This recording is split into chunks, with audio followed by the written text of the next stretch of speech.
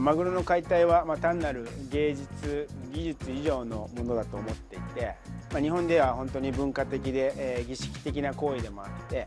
Always I advise young people, if you want to do something, don't wait, just do it. Hello, welcome to Qatar 365 with me, Adil Halim. On this episode, we take you on a culinary journey that's sure to tantalize your taste buds. I sat down with the world-renowned namesake of the iconic Nobu brand, Chef Nobu himself. And Joanna Hughes joins a tasting tour in Souk Waqif to take a bite out of the best breakfast options on offer. But first, Laila Humaira went to Japanese restaurant Morimoto Doha, where she found out the art of tuna carving is anything but fishy. Kotaro Hayashi is a master sushi chef by day, but for tonight, he's also a culinary showman. This isn't Chef Kotaro's first rodeo. In fact, he's done this for years. So he's more than used to the bright lights, the audience, and coming face to face with a massive tuna. A crowd of excited diners are here to experience a rare form of live culinary entertainment, the Kai Tai ceremony, a Japanese tradition dating back centuries and passed down through generations of master chefs. The art of carving out a whole 150-kilogram tuna brings out the unique flavor of each part of the fish. And for Chef Kotaro, it's all about making the right cut. So, 解体っていう意味は、マグロを分解するっていう意味で、マグロを正確に解体する方法をゲストに、お客さんの目の前で、ショーを見せるっていう解体ショーですね。Since launching the first edition in 2022, the Kai Tai ceremony has become one of Morimoto Doha's marquee events, a clear crowd favorite. It's been very, very successful since then, and it just made sense for us and the team to continue on introducing it to our guests, bringing a bit of culture from Japan, and letting people know what it's been done in Japan and how can we translate that here in Doha. But bringing Kai Tai to Qatar is more than just about satisfying the taste buds. It's also about educating and appreciating a skill that can itself be considered a cultural heritage. マグロの解体は単なる芸術、技術以上のものだと思っていて、日本では本当に文化的で、儀式的な行為でもあって、特にクロマグロなんかは高く、世界中でも評価されて、高級品として、扱われていますけれども、食材への敬意と文化的知識を世界中に、共有することも含まれていると思います。In the winter, the price of tuna skyrockets, with a single 100-kilogram fish fetching up to $1 million. The tuna belly, or otoro, is the most coveted part. お腹ね、本当にお腹の部分っていうのは脂身が一番多くて、マグロの脂身っていうのは甘くて、美味しいとされてて、本当昔は、マグロの脂身なんかは皆さん捨ててたんですけれども。今現在は皆さんマグロの大トロが好きな方がいっぱいで、あまりにも脂っこい人は中トロが好きな方がいます。はい。And for Morimoto Doha, founded by the famous Iron chef Masaharu Morimoto, the restaurant hopes to continue the chef's vision to make food the ingredient that brings people together.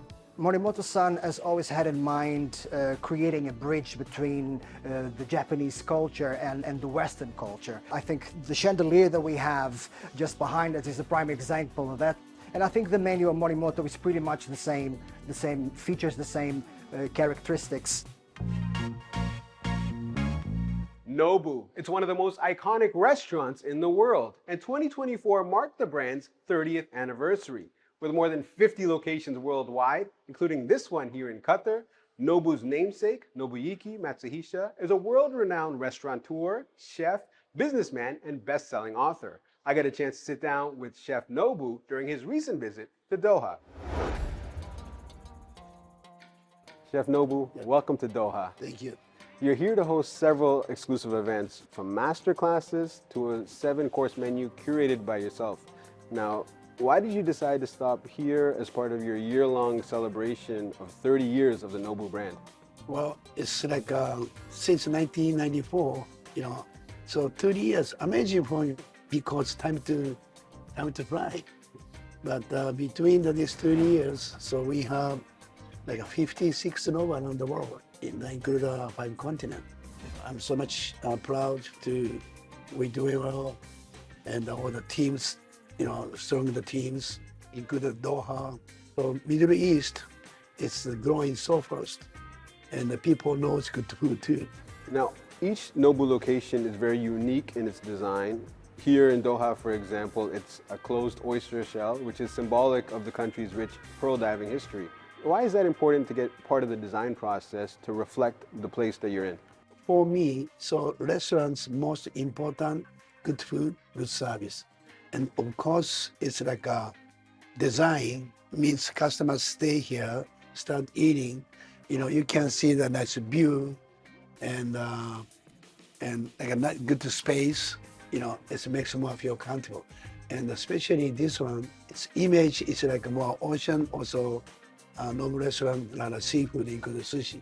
So I think that this Doha location, it's the most beautiful location. Across many parts of the world, wherever the Nobu restaurant is, you have celebrities, you have food lovers who flock to your restaurant. So many happy moments have been created now, but you had a difficult childhood. Your father passed away at the age of 8 in a motorcycle accident. You left school at 17. What kept you going to persevere?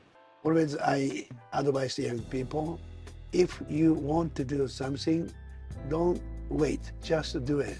Even they make mistake, so smart people learn from the mistake. I learned to more appreciate, love, and support, everything from my experience, learn from the mistake. Used to be that Japan, it's like a Japanese food, have to be this way. Mm-hmm. But my experience went to Peru, then traveling all over the world. So start my mind to change to more like a free. So my life and my experience changed my cooking style.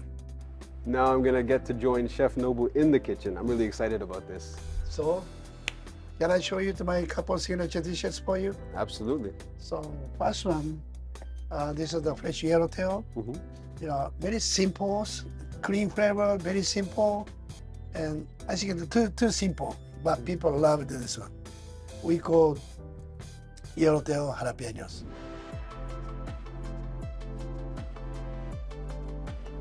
Try this one. Okay. So how to eat this? Like a piece of the cilantro on top, then rolling like this. Okay.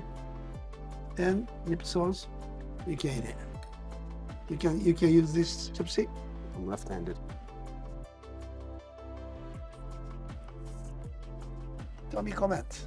Amazing. Yeah. So very light, very clean, Light. very simple. And a little bit of spice, not a lot. Yeah, Overwhelming. that's right. If you don't like the spicy, you can slice more thin, and but have to be each dish have to be some point, not like a soft, sour, and spicy. I like to order this kind of combination. This is like a Nobu style. From fine dining in Japanese cuisine to culinary delights closer to home, Joanna Hoos had an early wake-up call and joined a breakfast tasting tour right here in Souk Waqif. They say breakfast is the most important meal of the day, and in the Middle East, they quite literally don't take that lightly. Friends and families, or in this case foodies, gather for big breakfast spreads like this one at Abu Sharia restaurant in Souk Waqif, which has been serving traditional breakfasts for decades. Since 1950 in Palestine, and then we go to Jordan. We open now we have more than 20 brunch in Jordan, and we open in Qatar here, Souk Waqif. It's Middle East food, Arabic food, like hummus, full falafel, fatta with meat, hummus with meat. It's Arabic food. Arabic food is just one of the many cuisines that Terry Booth spotlights in his tasting tours. Formerly in oil and gas, the retired Brit has turned his passion into a profession. He regularly takes food lovers across Doha to try new restaurants and has even written a book about Qatar's culinary scene. So I've been doing the tours for just under 3 years now, And it's not just a good foodie destination, it's a great food destination. The country claims to have approximately 95 different nationalities represented. Even in the souk here that you can walk around in 20-25 minutes, you can probably experience 35 different cuisines maybe. Stop 2 on the tasting tour is this hidden gem, Kebab Al Tayyab, one of the oldest traditional restaurants tucked away in the alleys of Souk Waqif.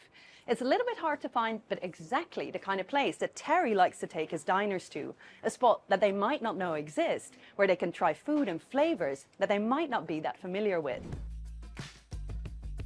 Although I've been here for 24 years, we tend to go to the same places. So it's allowed me to kind of discover new places in Doha. Some of the tours have been street food tours. Some of the tours have been in nice fancy hotels. Some of them have been sort of lower end, high end, but it's also been great in discovering and meeting new people as well. So when we started running tasting tours, we sort of evolved into tasting tour community. So I've only run, I think it's 78 events now, but I've had people who have been to 25, 30 of them. There's a lot of chit chat and chatter, old friends, new friends, and even people that decide to come on their own. People are just there for good food, good conversation, and to have a nice time. Our bellies are full, but a tasting tour wouldn't be complete without a dessert. So we've come to Halwa Al Saigal for a coffee and a Qatari pastry to end a satisfying morning on an even sweeter note. I thought it was a great success. I got business for these small restaurants, and they're trying somewhere new. The second restaurant we went to, at least half the group have said, I've walked past this place so many times and never gone in. They'll now go in. I think we did good today.